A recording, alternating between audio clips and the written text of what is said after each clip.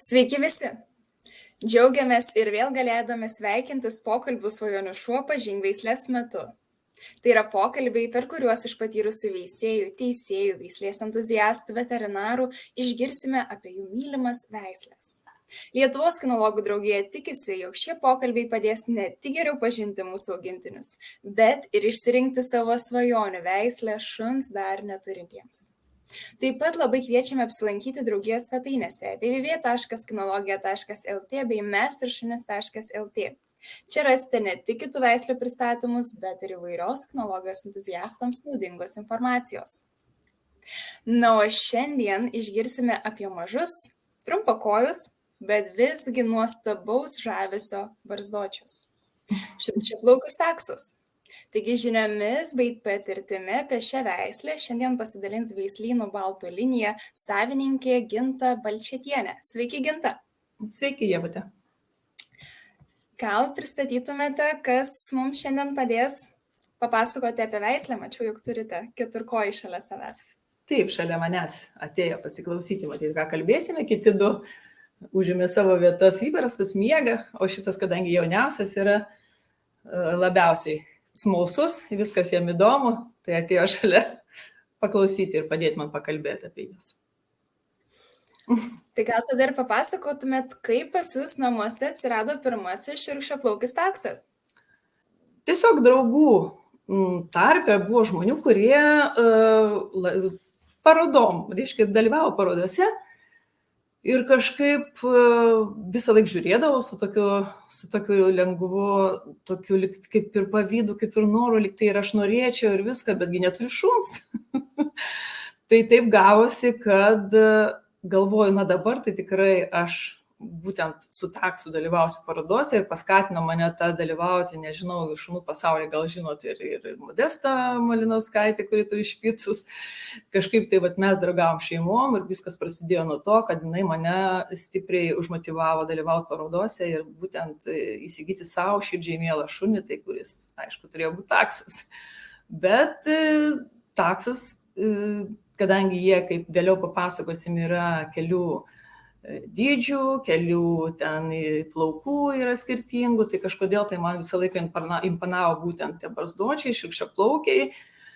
Ir tai pirmas taksas mano buvo, aš lyg tai kaip ir labai daug apie juos nežinojau, bet tikrai žinojau, kad tai yra medžioklinė veislė ir pirmų žinių apie taksą ir pasiskaičiau tai būtent taksų klubo atstovų tuo metu. Ir pirmasis mano taksas buvo tiesiog pirktas iš veislyno Estijoje, kuriam dabar yra beveik 11 metų. Jis kažkaip taip įsimylėjo tą veislę, kad po to atsirado kitas, po to atsirado trečias, tai šiuo metu namie gyvena 3 taksai pas mane. Na, o šiaip ar Lietuvoje yra daug šiurkščiaplaukių taksų? Tais laikais, kai aš įsigijau pirmą, tai tikrai nebuvo daug, netgi pagal tą kinologinį numerį, man atrodo, mano taksas buvo gal 7, tik tai pagal ŠVK numerį, bet dabar ta veislė, matosi, kad žmonės labai pradėjo domėtis, kai eini tiesiog su jais, jie labai kažkaip atkreipia dėmesį į save, tai tikrai dabar yra žymiai daugiau negu tada, kai aš pirmą kartą įsigijau, nes tikrai žmonės net nežinojo, kas tai per šuniukas, visą laiką eidavo, užkalbindavo, klausdavo, kai sakai taksas, niekas netikėdavo, kad čia yra taksas, nes nepanašus į taksą. Tai dabar jau yra tikrai daugiau. Ir žmonės labai stipriai kažkaip tai jau pradėjo domėtis šią veislę ir daugiau jau yra norinčių turėti tokius fainus. Tai labai tikiu, kad daug ką žavi tą tokią barzdą. Greičiausiai, mane lygiai taip pat irgi jų ta išvaizda tokia išskirtinė, kad būtent, kad jisai toksai pasišiaušęs, toksai fainas, aišku, nors yra reikalų galbūt truputėlį daugiau negu trumpaplaukiam, kad reikalinga priežiūra, šiek tiek kitokia, bet tai tikrai nevargina ir ypač jeigu myli ir tu žinai, kad žinai, kaip tai atlikti, tai tikrai ir nesunku. Ačiū, Ginta, išgirdome jūsų istoriją. O dabar gal papasakotumėte mums tą taksų istoriją, kaip atsirado ši veislė? Na, taksai, kaip žinia, tai yra vokiška veislė, kilus iš Vokietijos, nors yra liktai, kad iš viduramžių ten yra kažkokių tai irgi užuomazgų, kad ten buvo, bet šiaip yra medžioklinė veislė, tai pirmi jų protėviai tai buvo skalikai. Brakai, kurie ten būdavo, sakykime, žemesniem kojom truputėlį, bet jie turėjo labai stiprų medžioklinį instinktą. Ir taip po truputį jie buvo veisiami po to su pinčeriais, po to su Dendžio Dinmonto terjerais ir va tokiu būdu, kryžminant kelias veislės, gavosi būtent tas barzdotas toksai taksas trumpom kojom, bet išlikusiais visais medžiokliniais instinktais. Na, kaip būtent gavome šiurkštukus? Šiurkštukai tai iš Zwergšnaucerio irgi truputėlį buvo jame tenai. Pati bazė tai buvo trumpaplaukis taksas, bet sakau, yra pats jo kūnas, to Dendžio Dinmonto terjeras toksai yra, o barzda ir šiurkštus kailis tai nors Zwergšnauzeriai buvo. Tai va, dėl to ta barzda ir yra tas toksai ypatingas ir jų bruožas. Na, jei kalbėsime apie išvaizdą, minėjot, kad jie būna 3 dydžių ir 3 kailių. Gal papasakotumėte apie tai? Taip, tai taksai šiaip yra 3 dydžių, tai yra standartiniai, tai yra dideli, nykštukiniai ir triušiniai, tai jau triušiniai yra patys mažiausiai, tai kaip jie skaitosi, jeigu jie dalyvauja parodose, tai sakykime, tai yra gaunasi 9 savarankiškos veislės parodoj. Tai yra standartinis taksas, jis yra ir ilgaplaukis, ir trumpaplaukis, ir šiurkščiaplaukis, lygiai taip pat ir nykštukinis. Tai vat, jie yra 9 veislių. Tai pas mane 2 nykštukiniai, 1 triušinis, tai vat triušinis yra pats mažiausias. Na ir pavyzdžiui, jeigu žmogus dabar norėtų įsigyti taksą, kaip jūs rekomenduotumėte rinktis tą dydį, pagal ką žmogus turėtų pasirinkti? Dydį.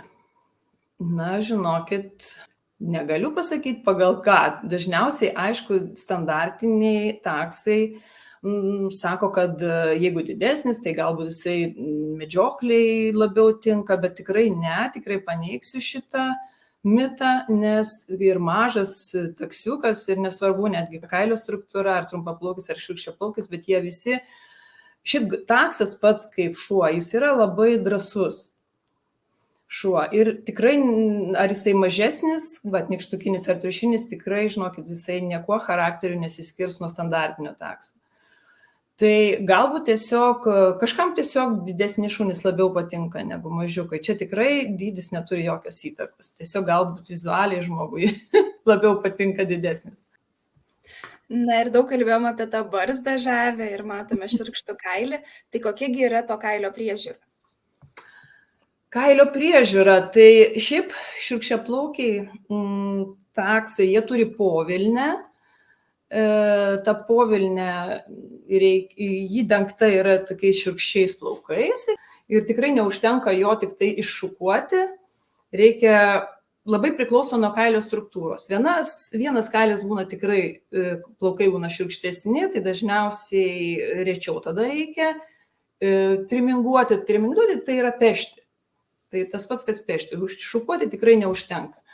Tai tas kailis, jisai kai auga, jisai tikrai neiškrenta, jį reikia būtinai išpešioti, nes jeigu paliksim jį, jis tiesiog augs netvarkingai, šuo atrodys netvarkingai ir galų gale nebus tos funkcijos apsaugoti jo nuo drėgmės ir šalčio ir panašiai. Tiesiog, kada tu išpeši tą plauką, kuris neiškrenta, jis pradeda tada augti tvirtesnis ir būna tada jam tikrai didelė apsauga nuo klimatinių sąlygų visokių. Tai dėl to reikia reguliariai ir pastoviai triminguoti šunį. Tai galbūt čia kažkam gali pasirodyti, kad tai yra papildomi rūpesčiai, bet tikrai tai suteikia šuniui ir išvaizdą gražesnį ir galų gale jam pačiam tai yra svarbu labai.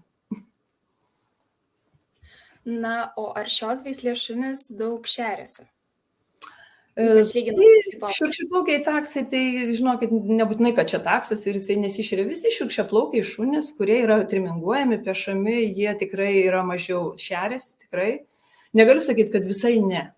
Tai būtų netiesa, bet tikrai, žinokit, tikrai labai mažas šėrimusi. Tas pats procesas tikrai mažas. Jį gali visur laikyti ant rankų ir minimaliai, tik tai plaukų ant tavęs lieka, kambariuose tikrai nieko nėra. Tai visi šiukščiaplaukiai šunys yra mažiau besišėrintis. Ai, gerai, mažiukas, eik. Tai žodžiu, puikus variantas norintiems kuo mažiau kailio namie. Taip, tai tikrai labai tinkamas variantas. Na, o jei kalbėsime apie maudymą, kaip dažnai jos reikėtų maudyti? Savo taksus, jeigu geras oras, sakykime, vasarą, tai tikrai nemaudau, nes jie įsimaudo kitose vandens telkiniuose. Tai maudymą, žinokit, dažnai nereikia maudyti. Tikrai nereikia, nes kailis, kai šiurkštus, jisai tikrai ir per lietų net neperšlapa. Aš tikrai labai retai kada maudau, nebent prieš parodas kartais reikia kažkokias kojytės paplauti ar dar kažką, bet maudyti tikrai dažnai nereikia. O ar tiesa, kad sakoma, pavyzdžiui, jeigu šiurkštų šunį per dažnai maudo, tai tas jo kailis suminkštėja? Ir tiesa ir ne, nes dabar labai aišku yra visokių priemonių, maudyti specialiai šampūnais, kurie yra skirti šiurkštiems šunims, bet greičiausiai kailio struktūra pasikeičia ne dėl maudymo, tiesiog dėl netinkamo trimingavimo. Jeigu per retai triminguoji peši šunį arba kaip tik tiesiog nupeši per daug kailio, tai čia greičiausiai yra problema. Maudymas tikrai neturi įtakos. Na ir minėjote, kad tai yra labai drąsūs medžiokliniai šunys, tai koks dar yra taksų temperamentas? Charakteris, temperamentas, tai jie tikrai yra tokie labai išskirtiniai šunys, stabili jų nervų sistema yra, kaip pasakyti, pas juos rusena tokia drąsi labai širdis, nors šuniukas labai mažas, bet iš tikrųjų tai jis tikrai taksas negalvoja, kad jis yra mažas šuo. Jis yra toks labai savarankiškai priimant sprendimus šuo, šeimininkas jam turi būti autoritetas. Jeigu šeimininkas jam leis, jis tikrai padarys taip, kad jis bus šeimininkas namuose. Jis tikrai pasiduoda labai gerai dresūrai. Kaip žmonės sako, kad taksas nedresuojamas, aš labai dažnai girdžiu šitą dalyką, tai tikrai ne. Jis labai mėgsta komandas, aš netgi savo mažylį dabar jisai atvykęs visai netaip seniai į mano namus, jisai jau priprato prie visų taisyklių, viską žino, bet labai mėgsta išsirinkti vieną žmogų, vieną šeimininką, bet tikrai kiti šeimos nariai lygiai taip pat yra mylimi ir nėra taip, kai jisai būna tik su šeimininku. Ir dar, sakau, toks labai mąstantis toksai šuo, jeigu gali kažkur rasti silpną vietą pas šeimininką, nežinau, man atrodo, tai daugelis šunų galbūt, gal ne visi tikrai, bet jis tikrai pasinaudos tą galimybę, kad tą silpną vietą surasti pas šeimininką. Tai dėl to puikiai žino ribas, bet jeigu tik tai truputėlį kažkur tai panuolaidžiausit, tai tikrai taksas pasinaudos tuo. Ar yra kokios būdo bruožo savybės, kurios yra būdingos labiau šiurkščiaplaukiams taksams negu kitiems? Šiurkščiaplaukiams. Žinokit, dažnai apie tai galvoju, bet negaliu pasakyti, kad jie kažkaip tai skirtųsi nuo kitų taksų. Vis tiek išlieka tos pačios savybės kaip ir visiems, sakykime, tas savarankiškumas, tų sprendimų priiminėjimas, jie gali patys nuspręsti kažką, tai nebūtinai reikalingas šeimininkas, bet galbūt kažkokio terjero savybių galbūt turi daugiau, nežinau, žinokit, man sunku pasakyti konkrečiai dėl šiurkščiaplaukių taksų. Na, o sakykime, ar pas juos yra likęs tas medžioklės instinktas, ar jie vis dar yra medžiotojai? Oi, tikrai. Oi, tas tai tikrai. Ir visi šeimininkai, būsimi šeimininkai, potencialūs, kurie nori takso, tai visų pirma turėtų, žinoma, pasidomėti tomis savybėmis. Tai yra medžioklinis šuo, kaip sakiau, buvo išvestas būtent medžiokliai Vokietijai. Jis pradžiai, prieš einant į mišką, jūs tikrai turit kažkokią praeiti bent pradžiamokslį, kažkokį, kad šuo tikrai atsišauktų ir atbėgtų pas jūs bet kada. Nes jeigu šunį paleisit miške ir vien dėl to, kad tai yra miškas, tai yra jo stichija. Tikrai netgi ant sofos gulintis taksus, kurie dabar, sakykime, mane jau mažiau einam į tas medžioklės, tas gyvenimo būdas mūsų tikrai yra kitoks.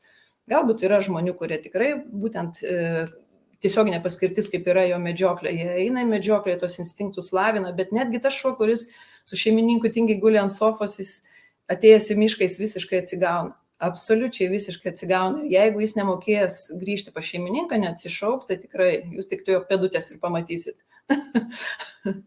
Jis tikrai pabėgs paskui grobį arba paskui kvapą kažkokią, tai medžioklės instinktai pas jį yra kraujyje. Tai dėl to reikia labai kaip sakyti, išvystyti tą ryšį tarp šeimininko, tarp šuns, kad šeimininkas tikrai tai yra didelė vertybė, jeigu tave kviečia, kad tu tikrai ateisi ir tik tai tokiu atveju galit taksą paleisti kažkur miške.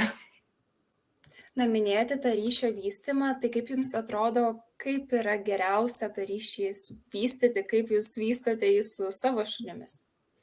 Aš ką pastebiu savo šunyse, kad labai taksas nemėgsta, sakykime, ne tai, kad prievartos, ne tas žodis, tokio pakelto balso, kažkokio spaudimo jam. Kaip ir sakiau, tai šuo, kuris jisai moka sprendimą priimti pats ir jisai, aišku, besąlygiškai klauso savo šeimininko, bet perspaudus kažkaip tai su dresūra, galbūt su kažkaip tai grubiau elgus su juo.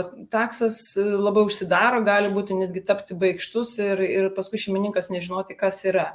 Tiesiog palikim jį tokiu, kokį jį sukūrė gamta, tai tikrai yra drąsus šuo, toks, sakau, kilniaširdis, labai prisirišantis prie šeimininko, labai jam reikia šeimininko tikrai dėmesio, kaip būna kartais šunis, tiesiog jam laisvė yra svarbiau, bet taksas tikrai labai reikalinga jam žmogaus buvimas kartu, tai reikia išnaudoti būtent tą savybę ir tikrai neperspausti jo ir su juo grubiai nesielgti. Tai tada tikrai turėsit labai mylinti, atsidavusi šunį. Na, o jei dar grįžime prie instinktų, tai mes visi žinom, kad taksai buvo išveisti tam, kad įlystų į urvus ir iš ten skalytų. Tai ar liko dar tas lojimo instinktas, ar taksai vis dar daug loja? Tai vėlgi, nežinau, čia yra, aišku, sukurtas tas mitas, gal tas, kas turi lojantį taksą, taip ir pasakys. Aš turiu 3 ir tikrai galiu pasakyti, kad tikrai labai mažai loja mano šiukščiaplaukiai taksai, bet aš tikrai nesakau, kad jie tikrai neloja visai. Tai yra normalu, kada yra, sakykime, ar praeina kažkas už durų, ar jeigu žmonės gyvena kieme, kažkur name, ir kad kažkas vaikšto už tvoros, jis los, bet jisai los tikrai dėl reikalo. Be reikalo taksas tikrai neloja, nes yra tokių veislių, kiek aš žinau, galbūt ten kokie gal mažų veislių terjerai, gal špicai, tai aš kiek žinau, jie tiesiog šiaip loja, gal taip linksmai, jiem nežinau. Taksas, kadangi tokie daugiau sarginiai jo instinktai, tai jisai gali paloti tik dėl tų priežasčių. Namie tai tikrai be reikalo jis tikrai nelos. Ir tikrai nesibaiminkit dėl to, tiesiog, kad tai yra konkrečiai taksų kažkokia, sakykime, bloga savybė ar ne. Na ir minėjot, kad tai yra mažas, bet drąsus šuo. O Taip. jei kalbėsime apie kitus šunis, ar taksai jaučia, kad jie yra maži šunis, ar vis dėlto jie jaučiasi būdami lygus su visais? Tai kaip ir minėjau, tai taip yra drąsus. Jie tikrai negalvoja, kad jie maži. Tikrai. Ir kiek teko susidurti, sakykime, būna kartais tokių situacijų, kad dėl kažkokių priežasčių nepatinka jam kažkoks ateinantis šuo, dėl to negaliu sakyti, kad taksas draugauja su visais. Jeigu reikėtų, taip atsitinka, kad įvyksta kažkokia konfrontacija, tai taksas tikrai, žinokit, nežiūri, koks yra ūgis. Nes man yra tekę kažkada, tai tikrai labai retai tai būna, bet yra tekę su nedraugišku samoėdu tiesiog susidurti, tai mano mažas šuniukas tikrai nuo to nenukentėjo, atvirkščiai galbūt buvo, bet jisai drąsiai puola į kovą ir jeigu reikia, tikrai, bet mane tai nustebino, kad toks mažas šuo visiškai nežiūri į kito šuns dydį ir supratau, kad narsi širdis vis dėlto. Na, o jei kalbėsime apie kitus gyvūnus, kitus šunis, jeigu situacija yra neutrali, kaip tada taksai reaguoja į juos? Labai gerai, labai žaismingai, puikiai mes, netgi, sakykim, taksai, standartiniai taksai, kartais susirenkam kieme, po jų būna kokie 10 ir 8 arba 10 arba daugiau ir tikrai puikiai žaidžia, puikiai bendrauja, visi turi savo užsiėmimų ir jokių bėdų tikrai nėra. Nu, pavyzdžiui, katinai, graužikai. Katinai. Žinot, pas mane yra, sakykime, 3 taksai, visi 3 skirtingai reaguoja. Tai katinas, aišku, jeigu jisai bus namie ir atvesim greičiausiai namus taksą, galbūt jisai susitaikys su tuo, kad ten jau buvo gyventojas. Bet iš mano 3 taksų, tai 2 nereaguoja visai, o 1 tiesiog eis, galbūt palos kažkiek tai, bet ir reaguos. Bet kiti 2 visiškai nereaguoja, tai labai keista, tai nežinau. Katinas greičiausiai draugas. Na, o jei kalbėsime apie mažus vaikus, ar sutarė su mažais vaikais?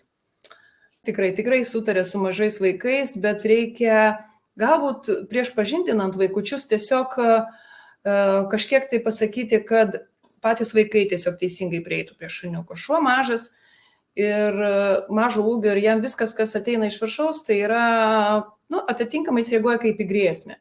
Tai jeigu vaikutis pritupia gražiai, duoda pauostyti rankytę, tada paglosto švelniai galvytę, jisai supranta, kad tai yra jokia negrėsmė ir tikrai po to išsivysto visiškai absoliuti draugystė. Tai kas turi mažus vaikus, tai reikėtų pasakyti, kad mokėtų, kad prieitų prie šuniuko labai atsargiai. Ir tikrai ne.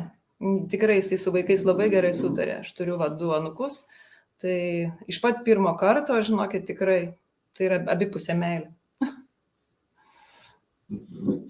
Na, o dar paminėjote taksų klubą. Taip. Ar naujokai gali kreiptis į jį patarimų, ar šiaip kokia yra klubo funkcija?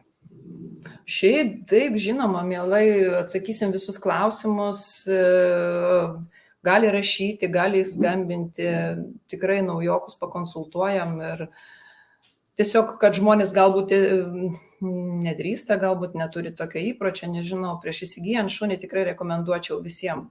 Jeigu yra kažkokių klausimų, taip, mes sulaukiam nemažai laiškų, visada atrašome, jeigu kažkam tai reikia daugiau kažkokios informacijos, tai siūlome pasiskambinti, pakalbėti ir pakonsultuoti apie veislę, kad tai tikrai nėra dekoratyvinė veislė, kuri, sakykime, nereikalauja, tiesiog tai yra medžioklinis šuo, kad žmogus kartais perka šunį vien dėl to, kad jis yra gražus jam. Bet tiesiog visą laiką įspėjam apie tuos dalykus, apie medžioklinius instinktus, apie sveikatą, apie tą, apie aną, kad žmonės tikrai neidealizuotų būtent visko, kad tai yra gražu, tai vadinasi viskas bus gerai ir čia gyvens ilgai ir laimingai. Na, jei kalbėsime apie taksų sveikatą, tai kokie sveikatos negalavimai dažniausiai pasitaiko? Na, takso dėl jo, sakykime, dėl jo to sudėjimo, tokio ilgo kūno, didžiausia problema. Tai, žinoma, tai yra stuburas, tai yra tarp slankstelinių diskų išvarža, tai yra viena iš pirmųjų ir pagrindinių ligų. Bet aišku, tai ne faktas, kad tai visi šunys ją suserga, bet tiesiog yra ta tendencija. Bet taksas, kadangi linkęs nutukti, jeigu, sakykime, neteisingai maitina šeimininkai, labai myli, labai nutukina savo augintinį, tai viena iš pirmųjų priežasčių, dėl ko atsiranda irgi šitas dalykas - mažas judėjimas ir nutukimas. Tai visada reikia raumenyną šitą taksui palaikyti, kažkaip, aišku, jam daug vaikščioti nereikia taksui, bet tikrai palaikyti fizinę formą tikrai reikia. Tada jūs galbūt tikrai daugiau šansų, kad ta liga tikrai neužklups jūs. Nes turi būti stiprus raumenynas, nugara stipri ir plaukėti vasarą, jeigu galima, vaikščioti. Jie labai mėgsta tos pasivaikščiojimus, kelionės, tikrai nėra tingus šunys, kad galėtų tiesiog gulėti. Tai dar viena iš ligų, tai katarakta, greičiausiai akis reiktų pasitikrinti, kas 2 metus, tai netgi yra Lietuvoje privalomas taksui sveikatos tyrimas patikrinti ir matyti tendencija didesnė. Na ir kas įdomiausia, šiurkščiaplaukiam, būtent taksam ir mažų veislių, tokiem nykštukiniam, yra tokia liga kaip lafora, epilepsija. Kaip sakyti, jie yra kažkaip atėjusi būtent iš Didžiosios Britanijos, kiek teko man domėtis, yra speciali duomenų bazė, kur yra surašyti visi šunys, kurie turi šitą ligą. Ir vienu metu netgi Didžioji Britanija buvo daromi tokie tyrimai, kad išaiškinti tos šunis ir kad jie iš vis veisime iš vis nedalyvautų. Tai po truputį dabar mažėja, bet būtent epilepsija, šitą laforą irgi galbūt nykštukiniam, šiurkščiaplaukiam taksam gali iš kažkur tai ateiti. O dar girdėjau, kad taksams nederėtų leisti šokinėti nuo sofos ant sofos, aukštesnių. Taip, visiškai tiesa. Aišku, nereikia jam uždrausti šito daryti visiškai, nes tai yra galų gale linksma ir labai daug taksų ant sofų gyvena. Bet taip, kaip galima mažiau būtent traumuoti tą stuburą, ypatingai šokinėti nuo sofų, būtent žemyn, viską daryti žemyn, lipti laiptais aukštais žemyn, nuo sofos šokti. Bet aišku, jeigu tai yra daroma dažnai, tai tiesiog yra fizinis toks traumavimas. Bet žinot, kai taksų šeimininkai, jie kai tai žino, jie prisitaiko, jie padaro visokius laiptelius ant sofų, visokias rampas ir šuo puikiai išmoksta užlipti tais laiptais ir ant sofų. Ir taip, tai yra blogas dalykas šokinėjimas nuo sofos. Reikia kaip galima vengti šito. Na ir nuo tokios rimtesnės temos perinkime gal prie smagesnės. Tai Ginta, jūs minėjot, kad daug dalyvavote ir dalyvaujate parodose. Tai papasakokit apie šiurkščiaplaukius taksus parodose tiek Lietuvoje, tiek pasaulyje. Tai Lietuvoje mes turim keletą veislynų, tai ir dalyvių parodose dalyvaujam, bet šiurkščiaplaukiai būtent taksai, daugiausia, kur jų yra, tai aišku yra Italija, tai yra Suomija, labai myli šiurkščiaplaukius taksus, Ispanai. Tai didžiausia konkurencija būtent iš tų šalių yra. Žinoma, jų kadangi nėra tiek daug, tai pas mus galbūt ta konkurencija mažesnė negu kitose veislėse yra, bet vis tiek jau yra, sakykime, jau į pasaulinės, į europinės parodas važiuojame, ten susidurėm su rimtesnė konkurencija, kur kartais jau atsiranda po 20 taksų vienoje klasėje, vienoje veislėje, tai tikrai labai smagu pasivaržyti, pamatyti gražių taksų, užmegzti ryšį kažkokią su kitais veisėjais ir taip jie atsiranda ir pas mus šalyje ir būtent tie tokie iš žymesnių veislynų mūsų, sakykime, atstovai. Tai tikrai tai yra labai smagus užsiėmimas. Ir mes visi šito užsikrėtę esame, visą laiką galvojam, kad jau šitas taksas, kurį turiu, tai bus paskutinis, bet visą laiką kažkaip ten, kaip sakė, už vieną taksą gali būti kas geriau, tik tai 2 taksai ir taip toliau. Na, ar turit kokį prisiminimą iš parodos, kuris jums yra brangiausias? Koks iš parodos? Na, taip, mano vyriausias taksas Brendonas, tai jisai europiniai parodoj mes esam nugalėję ten savo veislėjai, tai man buvo tikrai labai netikėta, nes labai nugalėjom ten tituluotus varžovus, kaip sakiau, ir iš Italijos, ir iš Čekijos. Tiesa, dar Čekijoje nemažai yra gerų taksų. Nepaminėjau šitos šalies, bet tai buvo Kijeve, vyko europinė paroda ir mes tada labai aukštai irgi pasirodėm, tapo Europos čempionu būtent. Apibendrinant, gal galėtumėte pasakyti, kokius pagrindinius trūkumus ar galbūt momentus turėtų apsvarstyti būsimi šeimininkai prieš įsigydami šiurkščiaplaukį taksą? Kad reikės vedžioti dažnai, dar nežinau, nes žmonės kažkaip galvoja, kad, suprantat, kai sako, taigi reikia vedžioti 3 kartus per dieną, sakau, taip, bet aš, sakykime, tikrai gyvenu bute, negyvenu, sakykime, kad kiemą, kad galima būtų išleisti šuniuką, ne? Tai galvoju, kad tai yra paprasta. Bet iš kitos pusės išsivysto tam tikra rutina, kada šunys žino, kada jie tiksliai eis. Tai, sakykime, man tai nėra problema, bet žmogui, kuris pasiryšta šuniuką įsigyti, sakykime, tai tikrai pasiruošti, kad reikės dažnai vedžioti, kad bus sveikatos problemų, kad juos reikės gydyti, prižiūrėti, sakykime, šiurkščiaplaukius triminguoti. Tai viskam tam reikia pasiruošti ir galų gale, kai jie sulauks senatvės, tai vėlgi tai yra šuo senjoras, kuriam reikės ypatingo dėmesio, kad jis su jumis gyvens tikrai ilgai ir džiugins jūs mažiausiai 15 metų, nes taksai tikrai ilgai gyvena, jeigu jiem yra sąlygos tinkamos, jie, nežinau, gali gyventi ir 15 metų, ir daugiau, aš žinau, kad gyvena, nes tikrai šeimininkai myli juos ir kaip stengiasi jiem ir tą senatvę suteikti, kad būtų ori ir gera. Tai tokie galbūt tik tai dalykai, bet visa kita tai tikrai, tai tik tai džiugesys. Tai man atrodo, mes kaip ir pagrindinius tokius dalykus aptariam, tai nežinau, nebent jūs dar turit, ką galvojat, norėtumėt pridėti.